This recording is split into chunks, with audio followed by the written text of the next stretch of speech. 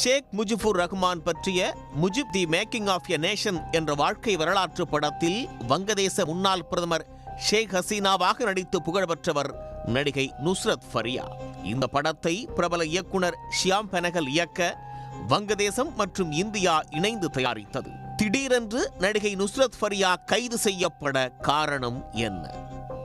பாகிஸ்தானுக்கு எதிரான விடுதலை போரில் களம் கண்ட வங்கதேச தியாகிகளின் வாரிசுகளுக்கு அரசு வேலைகளில் 30% இடஒதுக்கீடு வழங்கப்படும் என்ற பிரதமர் ஷேக் ஹசீனாவின் அறிவிப்பால் அந்த நாட்டில் கடந்த ஆண்டு மிகப்பெரிய போராட்டம் வெடித்தது. பல்கலைக்கழக மாணவர்கள், எதிர்க்கட்சிகள் சேர்ந்து நடத்திய போராட்டம் வன்முறையாக மாறி பலர் உயிரிழந்து விட்டனர். பிரதமர் ஷேக் ஹசீனாவின் இல்லம் சூறையாடப்பட்டதோடு அவரின் தந்தையும் வங்கதேசம் உருவாக காரணமாக இருந்தவருமான ஷேக் முஜிபுர் ரஹ்மானின் சிலைகளும் உடைத்தெறியப்பட்டன.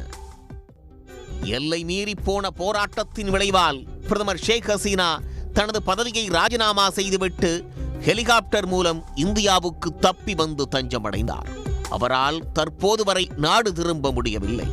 இந்நிலையில் அவரது பாணியில் அவர் கதாபாத்திரத்தில் நடித்து புகழ்பெற்ற நடிகையும் வெளிநாடு தப்ப முயற்சித்த போது கைது செய்யப்பட்டுள்ளார். ஷேக் முஜிபுர் ரஹ்மான் பற்றிய Mujib the making of a nation என்ற வாழ்க்கை வரலாற்று படத்தில் வங்கதேச முன்னாள் பிரதமர் ஷேக் ஹசீனாவாக நடித்து புகழ்பெற்றவர் பிரபல நடிகை 31 வயது நுஸ்ரத் ஃபரியா.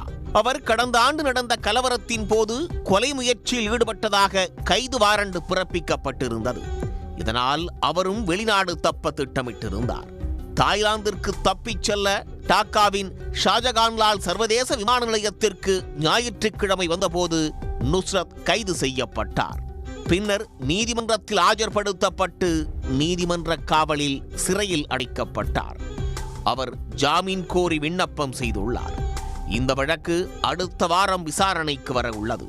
ஆனால் அவருக்கு ஜாமீன் கொடுத்தால் வெளிநாட்டிற்கு தப்பிவிடுவார் என கூறி அவரது ஜாமீன் மனுவை நிராகரிக்க போலீஸ் தரப்பில் வலியுறுத்தப்படும் என்று அந்நாட்டு ஊடகங்கள் கூறுகின்றன.